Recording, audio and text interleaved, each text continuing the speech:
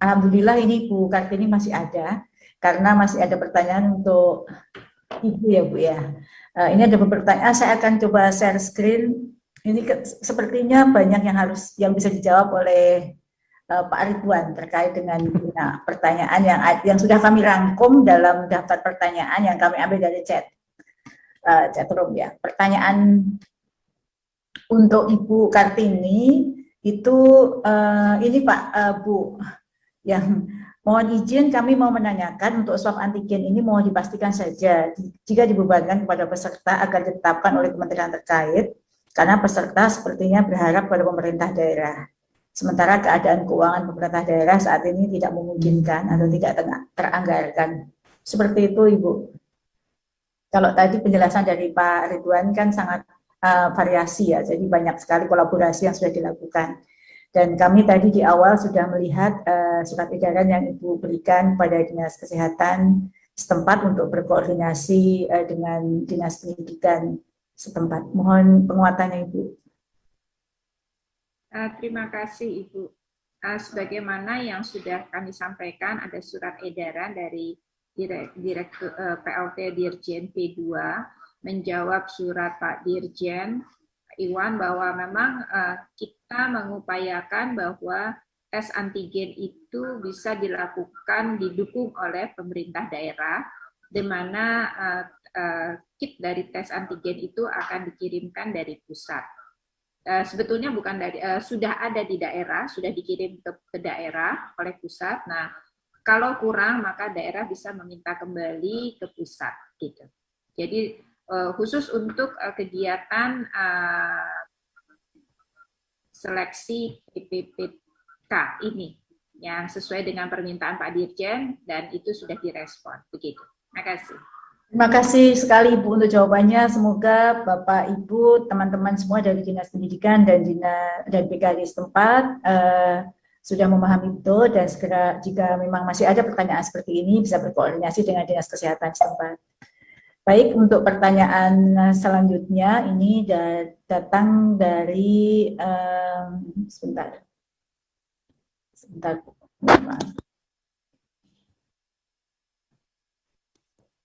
Ini ada beberapa pertanyaan, banyak pertanyaan, tapi setelah saya rangkum itu pertanyaannya kurang lebih sama, dan ini mohon Pak Ridwan, mungkin Pak Dirjen bisa membantu menjawab. Mungkin Pak Ridwan ya berdasarkan pengalaman, dan itu nanti bisa kami jadikan sebagai masukan untuk kami. Yang pertama, bagaimana bila pada jadwal yang telah ditentukan ada pelamar yang dalam kondisi positif COVID dan harus melaksanakan isolasi, apakah bisa dilakukan reschedule atau bagaimana? Sebenarnya tadi sudah dijawab oleh Pak Ridwan, tapi mungkin perlu penguatan untuk peserta karena dia menuliskan pertanyaan di chat, dan mungkin juga penguatan dari Ibu Dirjen. Kemudian nomor 2 ini untuk Bu Dirjen juga, jika peserta tes P3K ada yang belum vaksin, apakah tetap bisa mengikuti tes mengingat waktu sangat mepet untuk melakukan vaksin? Itu dua pertanyaan terlebih dahulu. Dipersilakan Pak Ridwan terlebih dahulu, kemudian Ibu Kartini. Baik, langsung saja supaya tidak lama-lama. Bisa, ya, dan harus bisa. Prinsipnya harus bisa di reschedule. Hanya saja mekanismenya saya tidak tahu di UNBK di P3K non guru itu harus menghubungi siapa. Itu harus clear. Apakah GTK Kemendikbud, apakah bisa Dinas Pendidikan setempat gitu ya. Nah, mekanisme yang lain-lain juga sudah saya sampaikan. Kami biasanya H+17 pasca yang bersangkutan melapor dan instansinya melapor ke kami. Gitu. Harus bisa, Bu, seperti kami sampaikan, dan saya sampaikan tadi ke Pak Dirjen ada antara tahap 1, 2, 2, 3 itu nampaknya ada 3 minggu ya. Insya Allah itu bisa dipakai untuk itu. Nah, mekanisme selanjutnya di P3K Guru, monggo di Prof. Nunuk yang lebih tahu. Terima kasih. Ya, terima kasih Pak Ridwan. Mohon Bu Dirjen untuk pertanyaan tentang vaksin.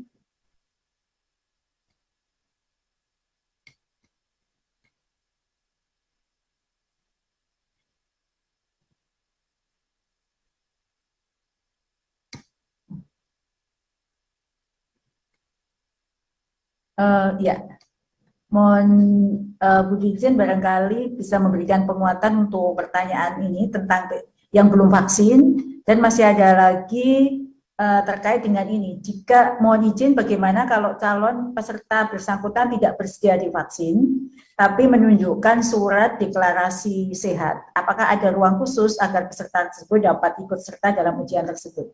Itu Bu Dirjen.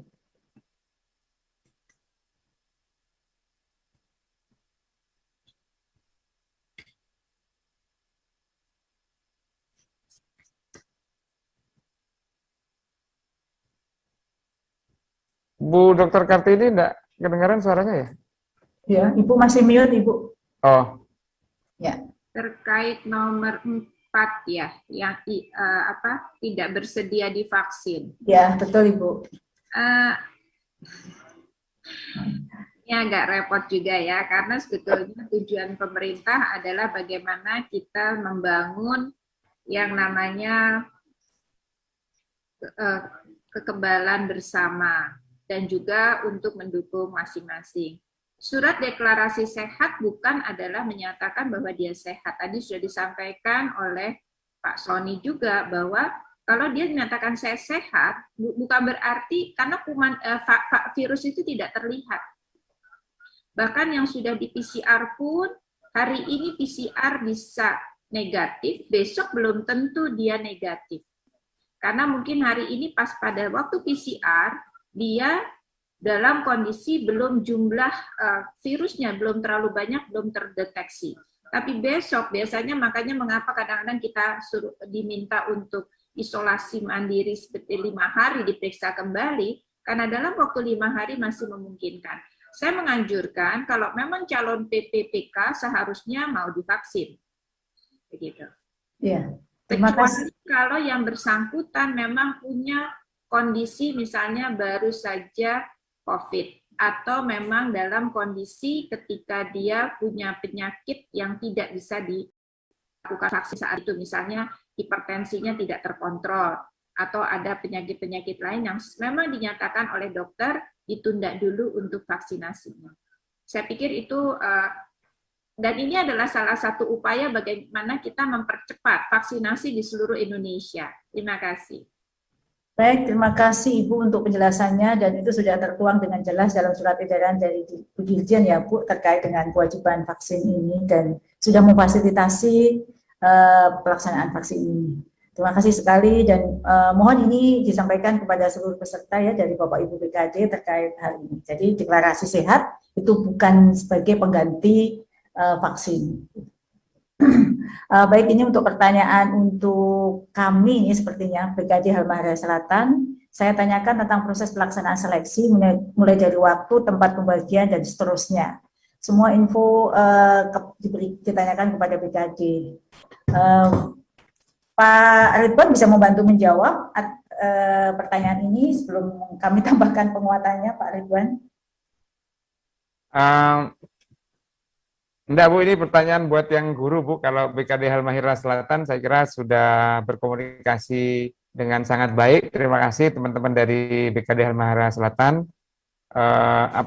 Untuk yang CPNS dan P3K non guru itu sudah pasti Bu, jadwalnya sudah kami sampaikan. Mereka sudah menyampaikan titik lokasi mandiri. Ini yang ditanyakan adalah tentang yang guru ya, yang apa namanya? Itu adalah wewenang Ibu. Saya salah kalau menyampaikan. Terima kasih. Terima kasih Pak Ridwan. Kami menambahkan sedikit bahwa mungkin sedikit berbeda untuk CPNS, untuk ASN guru terkait dengan kolaborasi ini. Jadi untuk seleksi ASN P3K guru, penyelenggaraan seleksi ASN P3K guru ini kami Kemendikbudristek menitipkan semua penyelenggaraannya di Dinas Pendidikan Provinsi. Dan dari Dinas Pendidikan Provinsi itu kami sudah menghimbau atau sudah menjadwalkan untuk berkoordinasi dengan Dinas Pendidikan Kabupaten Kota, BKD, dan juga Dinas Kesehatan setempat terkait dengan menyikapi edaran dari Bu Dirjen terkait dengan pelaksanaan seleksi, pelaksanaan antigen maupun dengan kepanitiaan di daerah. Jadi memang kami mungkin berbeda dengan di BKN ya, dengan Pak Ridwan, karena penyelenggaraan pembiayaannya ada di Kemendikbudristek dan kami menyalurkan bantuan pemerintah untuk penyelenggaraan seleksinya itu ada di Dinas Pendidikan Provinsi. Demikian Bapak dari BKD Halmahera Selatan, semoga bisa memperkuat ya, dan mohon kiranya untuk berkoordinasi, nanti kami akan memantau kembali. Ini sama dengan pertanyaan yang nomor 1 ini. Kemudian nomor 2 itu jadwal pelaksanaan teknisnya akan diberikan Bapak Ibu semuanya di hari ini di akun SSC ASN BKN-nya masing-masing. Di situ bisa mencetak kartu sebagaimana tadi yang disampaikan oleh Pak Ridwan. Ini pertanyaan ini masih berkaitan dengan pengalaman Pak Ridwan dan juga Bu Dr. Kartini, Dr. Gigi Kartini. Jika peserta dicek suhu di atas 37,3 pada saat diisolasi di ruang khusus, apa tesnya ditunda? Hanya suhu, Bu Dokter. Sebab jika tesnya di ruang, apakah akan ditunda atau tesnya di ruang isolasi? Karena jika tesnya di ruang isolasi, maka akan terkendala dengan fasilitas seperti ini. Kalau suhunya di atas 37 saja, tetapi dia sebenarnya sudah membawa hasil tes antigen. Kalau saya tangkap dari penjelasan Pak Ridwan tadi, bisa ya Pak Ridwan ya? Izin Bu Ses, Ya. betul kalau hanya sekadar di atas 37,3, tetapi kemudian yang lain-lain tidak menunjukkan bahwa mereka COVID ya, jadi swab antigennya atau PCR-nya sudah ada, deklarasi sehatnya ada, tidak ada tanda-tanda gemetar, apalah nanti Bu Kartini yang nanti tahu, saya nanti salah, kalau saya kan cuma dokter cinta aja Bu, kalau Bu Kartini kan dokter beneran. Itu nanti itulah pentingnya Bapak Ibu adanya tim kesehatan di sana. Even itu hanya perawat gitu ya, bukan hanyanya, tapi mereka yang lebih paham daripada kita. Kalau ada dokter lebih bagus. Di BKN itu ada dokter, ada perawat, rata-rata itu. Nah mereka yang bisa menyampaikan, oh ya ini berdasarkan apa namanya penampakan luarnya ini masih bisa, hanya mungkin kemarin sempat apa gitu, atau tidurnya kurang gara-gara soalnya dari Pak Iwan lagi nih yang disalahkan. Mohon maaf, Pak Iwan terlalu sulit misalnya, bisa jadi persiapan itu. Dan kalau di kami, bukan di kami ya, artinya yang memakai CAT BKN lah, saya tidak bilang apa ini karena sama lah, UNBK dan BKN sama aja sebenarnya, dengan CAT BKN sama. Itu kami menyediakan ruang yang kami sebut sebagai hot room tadi, dipisahkan kira-kira jaraknya 10-15 meter dari normal room, di situ masih bisa. Dan ini juga jadi kendala kalau sedikit-sedikit di atas 37,3 kami jadwalkan ulang, kendalanya banyak, resources kami juga terbatas gitu ya, lelangnya juga terbatas gitu, kalau semua di jadwal ulang juga tidak memungkinkan. Jadi dalam hal secara medis masih bisa ikut, monggo silakan di ruang hot room. Saya kira itu dari kami Bu, terima kasih. Baik, terima kasih Pak Ridwan. Apakah Ibu Dirjen akan berkenan menambahkan sedikit penjelasannya terkait dengan pertanyaan nomor 1 di atas? Baik, Bapak Ibu yang saya hormati, Pak Dirjen, suhu 37 di atas 37,2 sebetulnya bukan 37,3, 37,2 itu memang adalah orang sudah demam, gitu ya. Walaupun biasanya orang tidak terlalu merasakan. Dan kita memang tidak tahu apakah dia COVID atau tidak, tetapi ada 2 hal. Yang pertama adalah mereka bisa memang COVID menularkan, atau kondisi mereka menjadi lemah bisa tertular. Sepakat dengan Pak Ridwan dan memang sudah kita bahas, maka kalau dia dalam kondisi baik, ketika dia kan sudah capek-capek jauh datang begitu ya, sudah tes rapid, ya dia dipisahkan di ruangan tertentu.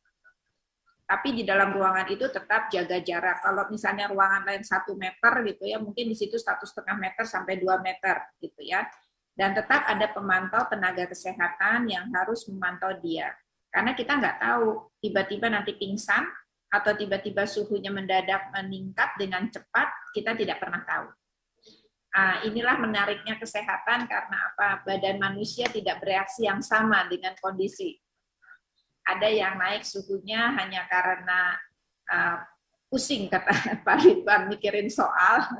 Tapi ada juga yang memang justru suhunya menjadi turun, gitu ya. Dan yang harus diwaspadai, banyak sekali orang yang langsung, kalau gitu saya makan obat dulu. Jadi begitu masuk suhunya rendah. Nah, itulah sebabnya maka di ruangan tetap menggunakan protokol kesehatan, memakai masker itu menjadi keharusan. karena orang Indonesia tuh banyak akalnya begitu ya. Tapi ini secara medis memang kita mengharapkan 37 di atas 37,2 dia harus sudah dipisahkan untuk mencegah hal-hal yang terjadi baik untuk dirinya sendiri maupun bagi orang lain. Kira-kira begitu.